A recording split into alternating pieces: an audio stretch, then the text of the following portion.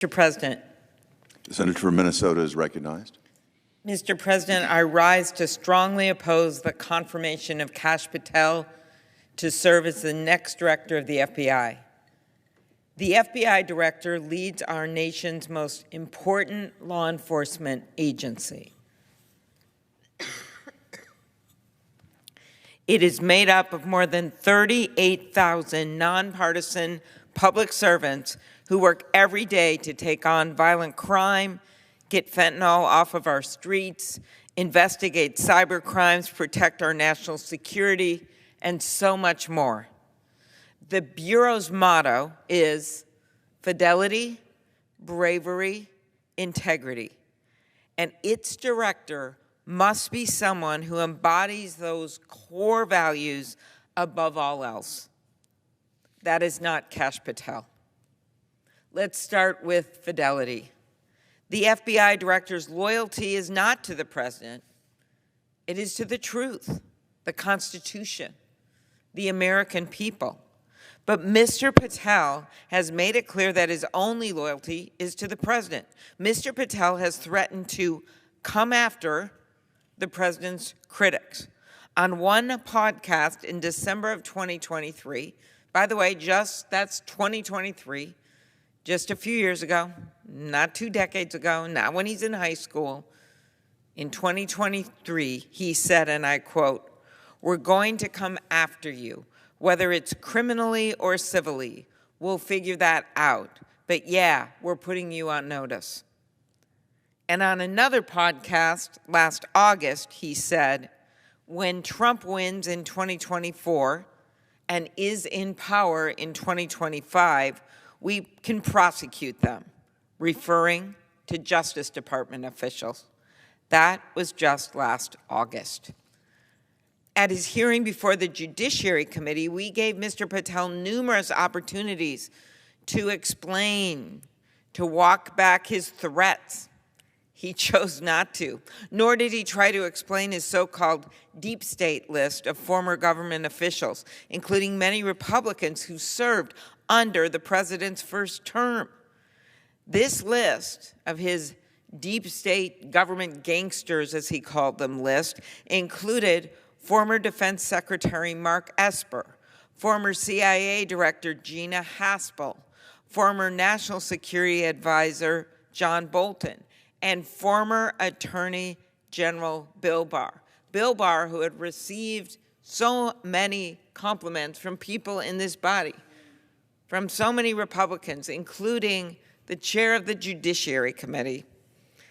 I remind our colleagues on the other side of the aisle that Bill Barr wrote that putting Patel in charge of the FBI, promoting him in any way, would only happen, quote, "over his dead body," end quote.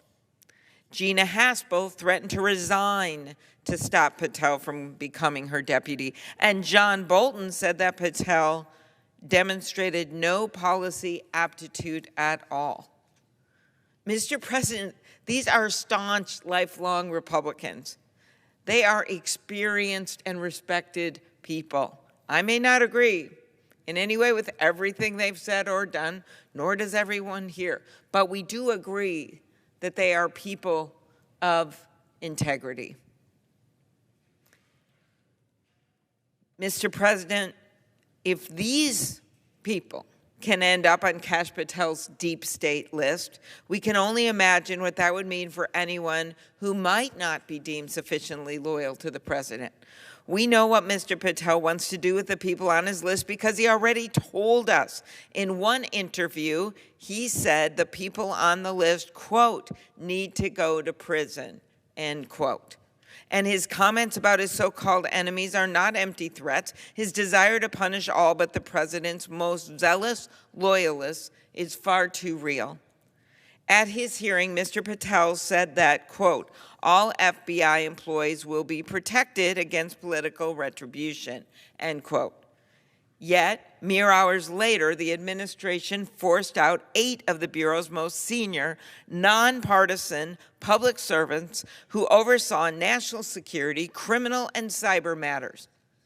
1 day later, an email was sent to FBI employees requesting a list of everyone who had worked on January 6 cases, quote, to determine whether any additional personnel actions are necessary, end quote.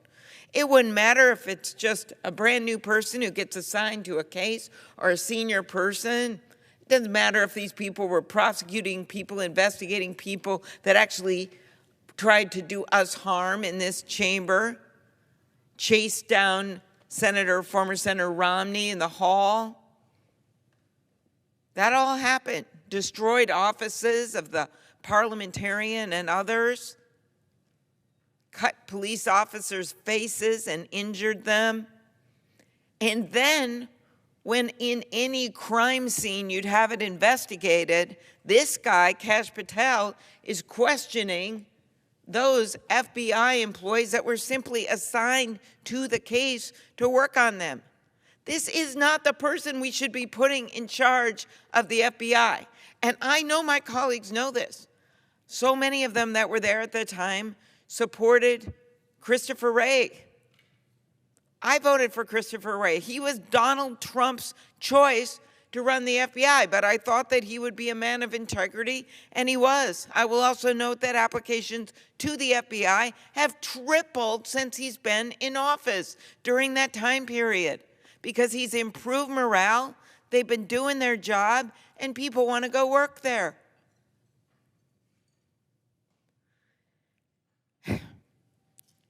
Mr. Patel's supposed enemies are not only government officials he disagrees with. He has threatened the press as well. No one agrees with every story the press writes. I certainly don't. And I'm sure many of my colleagues have read stories about them that they don't like. But we believe in this country in the First Amendment. Mr. Patel, however, has referred to the media as, again, a recent quote, the most powerful enemy the United States has ever seen, end quote. He said that not even on a podcast. He said that in a speech. Think about that. The media is the most powerful enemy the United States has ever seen, in the words of Kash Patel, nominated to be the director of the FBI, to oversee tens of thousands of agents across the country. Not China, not Russia, not Iran, not terrorists, but the press. And Mr. Patel has already publicly threatened journalists, saying, we're going to come after the people in the media. We're going to come after you, whether it's criminally or civilly. We'll figure it out. But yeah, we're putting you all on notice, end quote. This isn't someone who has any business running the world's premier law enforcement agency. This isn't someone who we can trust to be faithful to our Constitution. This isn't fidelity to the rule of law and impartial law enforcement. It is a direct threat to it. Bravery, fidelity, bravery, integrity. So let's talk about bravery. We all know that the Capitol Police showed bravery far and above the call of duty on January 6, 2021. We know that. We know that many of them, their gear was stuck on a bus, their riot gear. They weren't even able to access it. And so many of them were protecting us, people who worked in this Capitol, when the people that were storming into this Capitol had better gear than the police had. And of course, we've made tons of changes since then, changes to the leadership of the Capitol Police with a new chief, changes to the sergeant at arms, changes to our security profile. We've made those changes. Of course, we should have done that. But what we do know is they showed bravery. But rather than recognize the officers' bravery, Mr. Patel accused those who testified in the January 6 hearings of lying. When asked on a podcast whether Capitol Police officers told the truth in the House of Representatives January 6 committee hearings when they were under oath, Mr. Patel said, and I quote, "No, and lying under oath is a federal offense and they should be investigated for it." Once again, our colleagues on the Judiciary Committee gave him the chance to walk back these comments during his hearings. And once again, he chose not to. In fact, he claimed this wasn't accurate. It was exactly what he said. We have the evidence. We have the facts. We have the proof. Right there, his words. I would think facts and truth and the proof should matter to someone who is asking to be head of the Federal Bureau of Investigation, but it doesn't. Literally, this is on YouTube. Anyone listening today could look it up. The men and women of the Capitol Police aren't criminals. They're heroes. And so are the men and women at the FBI who every day put their lives on the line to keep us safe. But Kash Patel disagrees. He wrote in his book, again recently, that, quote, the FBI has become so thoroughly compromised that it will remain a threat to the people unless drastic measures are taken, end quote. And he called the men and women of the FBI, quote, utterly corrupt, end quote. How do you think that makes people feel? People out in Minnesota who are going after bank robbers or gangs or drug rings because Kash Patel didn't like one investigation of a bunch of mobsters that came into this Capitol and beat up police. And then he said he wanted the list of everyone that was involved in that. I don't think the FBI is a threat to the people like Mr. Patel. I don't think it's utterly corrupt, and I don't think my Republican colleagues believe that either. I think they admire the people that work at the FBI.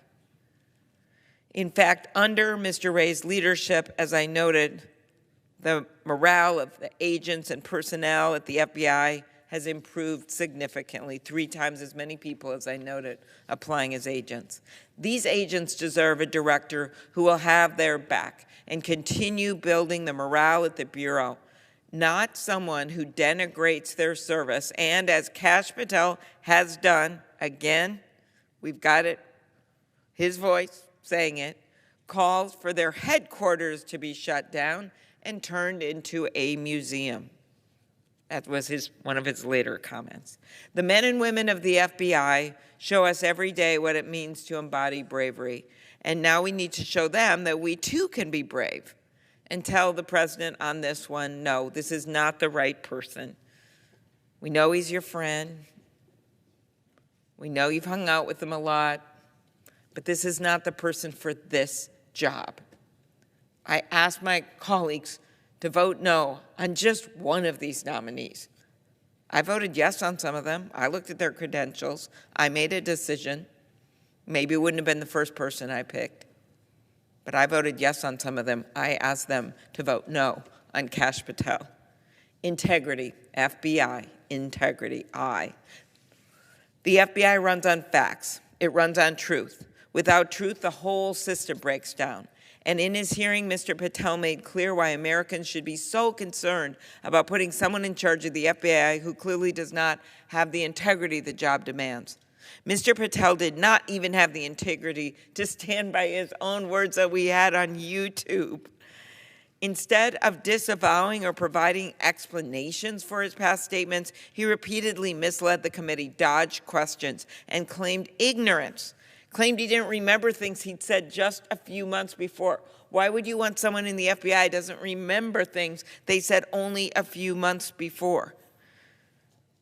This is irresponsible at best and deceitful at worst. The director of our nation's most powerful law enforcement agency must be forthright and trustworthy. He must follow the facts and carefully analyze evidence before drawing conclusions.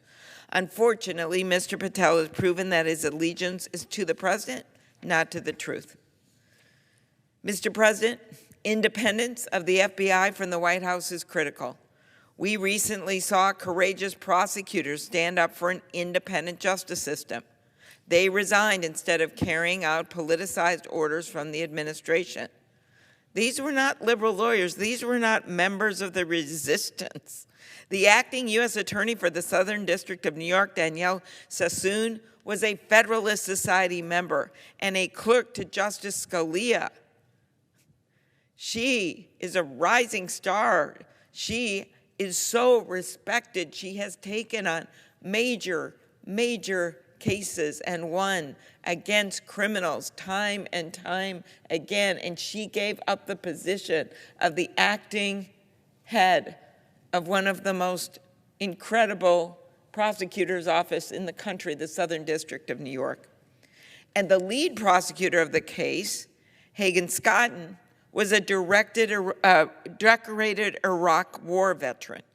He clerked for Justice Roberts and Justice Kavanaugh when Justice Kavanaugh was on the Court of Appeals.